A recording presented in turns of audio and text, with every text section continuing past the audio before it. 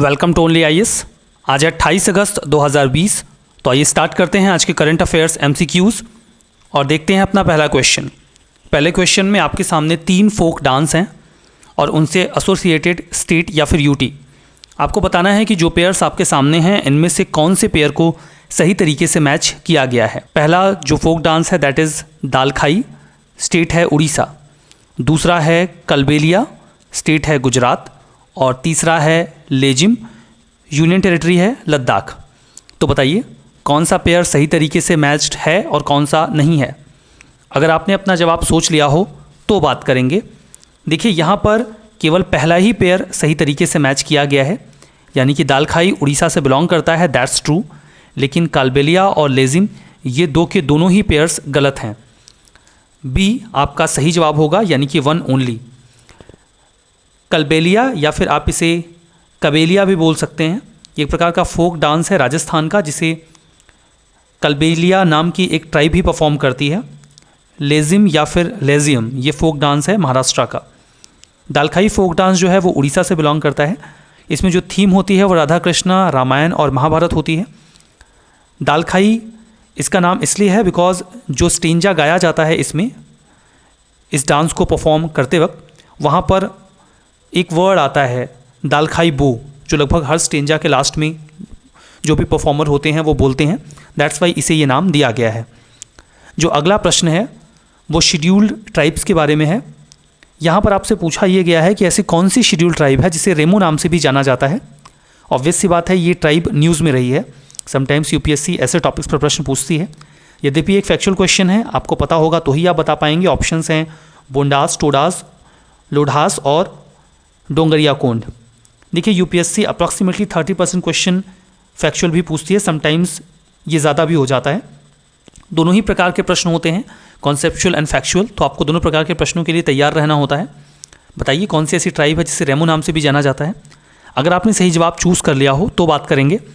सही जवाब ए है बोंडास। न्यूज़ में ये ट्राइब इसलिए रही है बिकॉज कोविड-19 पैंडेमिक इन तक पहुँच गया है। पीवीटीजी कैटेगरी में आते हैं, इसका मतलब particularly vulnerable tribal group. Bondas 13 PVTGs में से एक हैं जो उड़ीसा में पाए जाते हैं। ये रेमो के नाम से भी जाने जाते हैं, जिसका बोंडा लैंग्वेज में मतलब लोग होता है, यानी कि पीपल होता है। ये one of the oldest and most primitive tribes हैं जो मेनलैंड इंडिया में आपको मिलती हैं। इन्होंने काफ़ी लंबे समय से अपनी कल्चर को प्रिजर्व करके रखा हुआ है, जबकि इंडिया की पॉपुलेशन लगातार एक्सपेंड हो रही है। जो अगला प्रश्न है वो एस्ट्रोसैट के बारे में है। 2 स्टेटमेंट यहाँ पर आपके सामने हैं। पहला स्टेटमेंट ये बोलता है कि ये इंडिया का first dedicated multi wavelength space observatory है जो कि हमें यूनिवर्स के बारे में डिटेल्ड अंडरस्टैंडिंग देता है। दूसरा स्टेटमेंट ये है कि ये जो मिशन है इसे जियो सिंक्रोनस सैटेलाइट लॉन्च व्हीकल यानी कि GSLV Mark 3 की मदद से लॉन्च किया गया था। तो बताइए कौन सा स्टेटमेंट यहाँ पर एस्ट्रोसैट के बारे में करेक्ट है, कौन सा इनकरेक्ट है। अगर आपने सही जवाब सोच लिया हो तो आगे बढ़ेंगे। यहाँ पर देखिए जो पहला स्टेटमेंट है दैट्स ट्रू, लेकिन दूसरा स्टेटमेंट इनकरेक्ट है बिकॉज इसे GSLV Mark 3 की मदद से लॉन्च नहीं किया गया था, रेदर इसे PSLV XL की मदद से 2015 में लॉन्च किया गया था। ये inter university centre for astronomy and astrophysics IUCAA ने अभी हाल ही में ये कहा है कि एस्ट्रोसैट ने अभी एक्सट्रीम अल्ट्रावायलेट लाइट को डिटेक्ट किया है, जो कि एक बहुत ही दूर में स्थित गैलेक्सी से आया है, जिसे AUDF S01 नाम दिया गया है। ये गैलेक्सी धरती से 9.3 बिलियन लाइट ईयर्स दूर है। इंडिया का first dedicated multi wavelength space observatory है, मतलब कई प्रकार की वेवलेंथ को एक साथ डिफरेंट ऑब्जेक्ट्स से हम डिटेक्ट कर सकते हैं। इससे हमें यूनिवर्स में जो चीज़ें हैं उनके बारे में अच्छी अंडरस्टैंडिंग मिल सकती है। जो अगला प्रश्न है वो टर्की के बारे में है। टर्की अलग अलग कारणों से न्यूज़ में रहा है। यहाँ पर टर्की की ज्योग्राफिकल लोकेशन से प्रश्न पूछा गया है। हर ऑप्शन में आपके सामने 2 सीज़ हैं या वाटर बॉडीज़ हैं। आपको बताना है कि ये किन 2 वाटर बॉडीज़ के बीच में है। एक प्रकार की ट्रांस कॉन्टिनेंटल कंट्री है, मतलब एक से अधिक कॉन्टिनेंट पर सिचुएटेड है। इसका एरिया, ये कंट्री किन 2 सीज़ के बीच में या वाटर बॉडीज़ के बीच में है। ऑप्शंस में है Aral Sea, Caspian Sea, Persian Gulf, Black Sea, Mediterranean Sea, Gulf of Aden and Red Sea. सही जवाब बताइए। अगर आपने टर्की की लोकेशन को पिक्चराइज कर लिया है तो जवाब भी सोच ही लिया होगा। सही जवाब सी है, ब्लैक सी एंड मेडिटेरेनियन सी। ये कंट्री 3 तरफ से आपको पानी से घिरी हुई मिलेगी। आपको वेस्ट में एजियन सी मिलेगा, देखिए यहाँ पर वेस्ट में एजियन सी है, नॉर्थ में ब्लैक सी और साउथ में मेडिटेरेनियन सी। इनफैक्ट आपको इसके यहाँ पर नॉर्थ वेस्ट पार्ट में सी ऑफ मरमरा भी दिखेगा। यहाँ पर देखिए ये है सी ऑफ मरमरा, ठीक है। जो अगला प्रश्न है वो technical group on financial inclusion and financial literacy के बारे में है। पहला स्टेटमेंट ये है कि ये जो बॉडी है ये रिस्पॉन्सिबल है पीरियोडिक मॉनिटरिंग के लिए, ताकि national strategy for financial education को इम्प्लीमेंट किया जा सके, और financial stability and development board इसे ओवरसाइट करता है, मतलब ये उसके अंडर में आता है। जो अगला प्रश्न है वो ये है कि इसे 2011 में आरबीआई और मिनिस्ट्री ऑफ फाइनेंस के द्वारा मिलकर ज्वाइंटली इस्टेब्लिश किया गया था, सेटअप किया गया था। बताइए कौन सा स्टेटमेंट यहाँ पर करेक्ट है, कौन सा इनकरेक्ट है। अगर आपने सही जवाब सोच लिया हो तो मैं बता दूं कि यहाँ पर जो पहला स्टेटमेंट है दैट्स ट्रू, लेकिन दूसरा इनकरेक्ट है, क्योंकि इसे स्टैब्लिश भी या सेटअप भी FSDC के द्वारा ही किया गया है, जिसके अंडर में ये वर्क करती है, financial stability and development council. That's why ये जो दूसरा वाला स्टेटमेंट है ये आपको इनकरेक्ट मिलेगा। 1 only will be the correct answer. इसे नवंबर 2011 में स्टैब्लिश किया गया था FSDC के द्वारा। हाल ही में RBI ने national strategy for financial education 2020-2025 एक डॉक्यूमेंट रिलीज़ किया, ताकि लोगों को फाइनेंशियली अवेयर और एम्पावर किया जा सके। ये national centre of financial education NCFE भी प्रिपेयर करता है, जो कि technical group on financial inclusion and financial literacy के एजिस में लॉन्च किया जाता है या प्रिपेयर किया जाता है। अगर हम TGFIFL की बात करें तो इसे वो इन्फॉर्मेशन तो पहले ही हम देख ही चुके हैं, 2011 में बना था और FSDC के अंडर में वर्क करता है। जो अगला प्रश्न है वो Indian association of parliamentarians for population and development के बारे में है। पहला ऑप्शन ये है कि एक प्रकार की नेशनल लेवल NGO है जिसे 1978 में स्टैब्लिश किया गया था।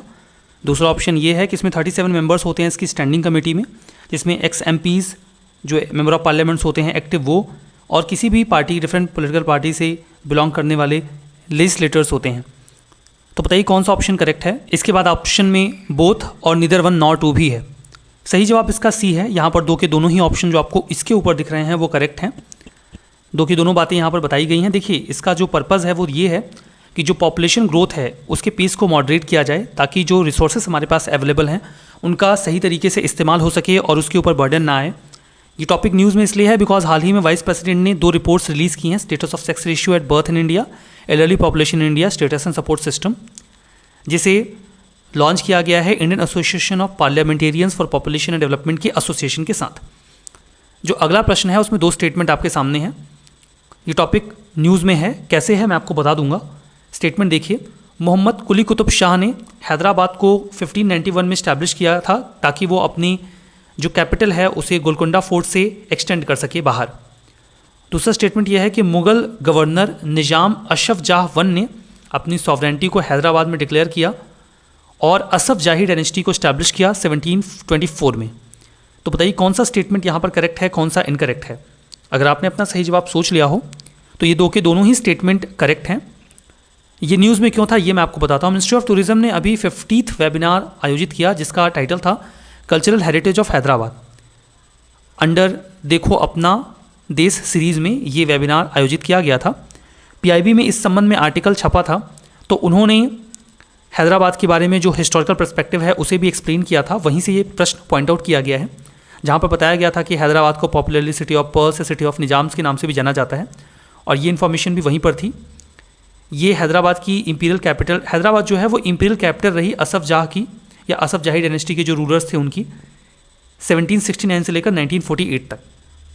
जो अगला प्रश्न है वो ये है कि हाल ही में इंडिया का लॉन्गेस्ट रिवर रोपवे इनॉग्रेट किया गया, किस नदी पे इनॉग्रेट किया गया ये आपसे पूछा गया है। Ganga river, Narmada river, Brahmaputra river, Godavari river, ये आपके ऑप्शंस हैं। सही जवाब बताइए।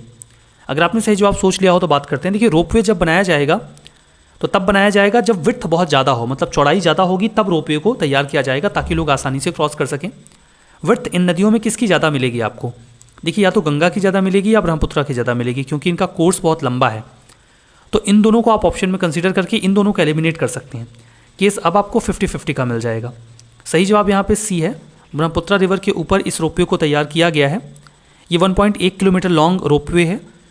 आप इससे ट्रैवल करते वक्त आसपास की कई सारी चीज़ों को देख सकते हैं, like Guwahati city, Brahmaputra river और उमानंदा टेम्पल, पिकॉक आइलैंड भी आपको यहाँ से दिख जाएगा। जो अगला प्रश्न है उसमें ये पूछा गया है कि Saman Bird Sanctuary, Samaspur Bird Sanctuary, Sandi Bird Sanctuary, ये कई बार न्यूज़ में देखे गए हैं। ये रामसार साइट्स हैं, किस स्टेट में है ये आपसे पूछा गया है। उत्तर प्रदेश, मध्य प्रदेश, छत्तीसगढ़ और बिहार, ये ऑप्शंस हैं। सही जवाब बताइए। सही जवाब यहाँ पर उत्तर प्रदेश है। देखिए 6 वेटलैंड उत्तर प्रदेश में अभी ऐसे हैं जिन्हें रामसर साइट में डिक्लेयर किया गया है। फरवरी 2020 के मुताबिक 37 रिकॉग्नाइज्ड रामसर साइट्स हैं इंडिया में। इनमें से जो उत्तर प्रदेश में हैं उनकी लिस्ट यहाँ पर आपको दी गई है। अपर गंगा रिवर ये फर्स्ट रामसर साइट थी जिसे 2005 में डिक्लेयर किया गया था उत्तर प्रदेश में। जो अगला प्रश्न है इसमें 4 लेक्स या फिर वेटलैंड हैं, मतलब 2 लेक्स और 2 वेटलैंड हैं जिनको आपको north, in fact south to north direction में अरेंज करना है। साउथ टू नॉर्थ में Kolleru lake, Harike wetland, Sasthamkotta lake और चंद्रताल वेटलैंड। सही जवाब बताइए। सही जवाब यहाँ पर देखिए डी है, 3124। सबसे पहले आपको साउथ में सस्थमकोटा लेक मिलेगा, देन कोलेरू लेक, उसके बाद आपको हरिके वेटलैंड मिलेगा, देन चंद्रताल। मैप में देखेंगे तो अच्छे से समझ में आ जाएगा।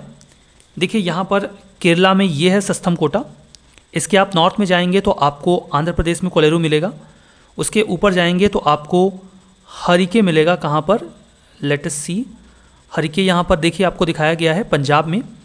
तो पंजाब में आइए, यहाँ पर देखिए ये है हरिके, ब्लैक डॉट, ये हरिके है। और उसके ऊपर चंद्रताल जाएंगे तो हिमाचल प्रदेश में मिलेगा, ये है चंद्रताल। तो साउथ टू नॉर्थ में आपको ये सीक्वेंस मिल जाएगा। ठीक है। देखिए कोर्सेस में कॉम्प्रिहेंसिव सॉल्यूशन टू यूपीएससी का बैच 2 लॉन्च किया गया है। इसमें कॉम्प्रिहेंसिवली 8 महीने में आपका पूरा कोर्स कंप्लीट करने की प्लानिंग है, जिसमें CSAT, ऐसे, प्रीलिम्स, मेंस सब कवर्ड होगा। आप इस कोर्स को अवेल करने के लिए video.unias.in पे जा सकते हैं या फिर एप्लीकेशन भी डाउनलोड कर सकते हैं।